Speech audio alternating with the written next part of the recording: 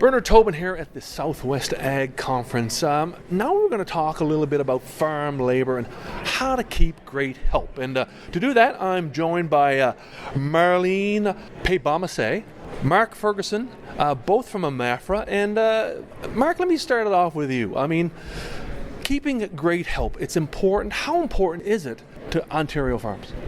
Well, it's very important, Bern. Just as we right now in Canada, we have fairly low unemployment rates right now. So, it's not only about attracting that good help and that good talent to your farm, but it's keeping that help on the farm.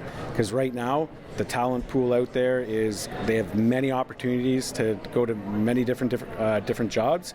So you want to be as as impactful for them as possible. So, and keeping that talent close. Marlene, many sectors of agriculture have difficulty attracting and maintaining and keeping employees.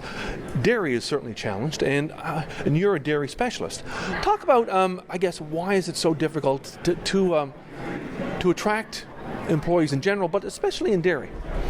Yeah, so with one of the recent surveys that was done with the progressive dairy operators asking dairy employers in the province here what is the most challenging aspect of hiring help and finding help, one of the key things is that people are lacking the motivation to do the type of work. So, and that might be a product of maybe they didn't have the job advertisement in the right pool of candidates and looking at the right candidates, but it does make it really challenging to try and find people to work. Also included in that can be hours, to a small extent the pay and wage level as well, but also some people are just not getting any responses to their job ads. So I think we really need to look at it from a manager standpoint and say, like, how can we create this job and a little bit of excitement about working on agriculture and farms here in Ontario. Let's talk about hiring employees. When you get going here, I mean, it really starts, I guess, you talked about with the job description. You got to get that right. You got to set some clear expectations.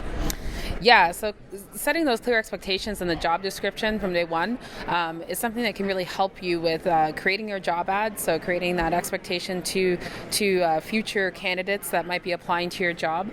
But it also could be something that allows you to set out the appropriate rules and responsibilities for that person. So if if you're trying to attract people in, you know exactly what they're doing, what their responsibilities are, and then that allows you to give some ownership to that future employee that might be there, and that really helps you create that. And when we're looking at job descriptions, it's much more outside of what education level they need. Job descriptions also can include working conditions, how many hours they're going to be working per week, and specific time and shift information if you have that information as well too. Talk about compensation. I mean, that's so important, but it's got to be more than a paycheck.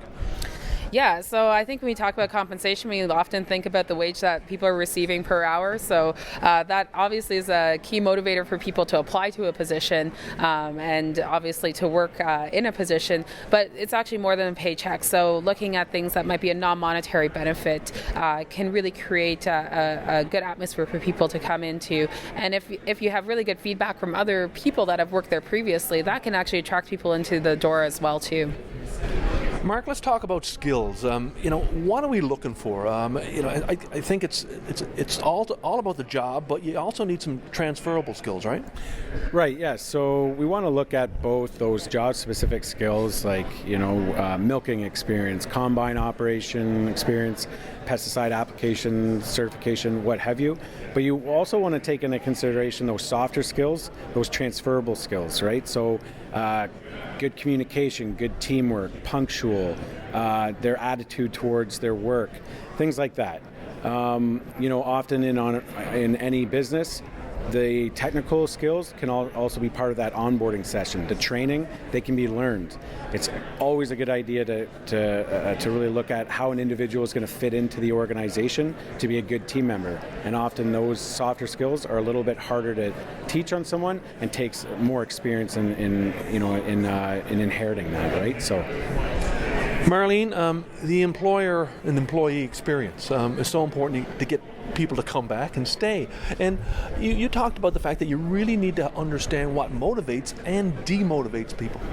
Yeah, so obviously a big part of motivation for working is the wage aspect. So it's making sure that you have competitive wages with the area that you're in, that you're able to provide a good wage that will allow people to have a good living income as well. It can be very different across Ontario in terms of cost of living. So taking into consideration as an employer is really important to kind of get that motivation. People need to have their basic needs met, so food on the table, a roof over their head, before they can really start accessing some of those other needs in life, which are feeling a part of a group in that. So I think that those are some of the key parts of motivation, is making sure there's a competitive wage, but also looking at what that workplace culture is as well. Final question to you, Mark, and it comes down to, obviously you have good employees, you want to keep them. How do you manage them? And I think we'd all agree that starts with leadership. Yes, it does. Farm managers, farm business owners, we need to make sure that that we're accountable, that we lead by example.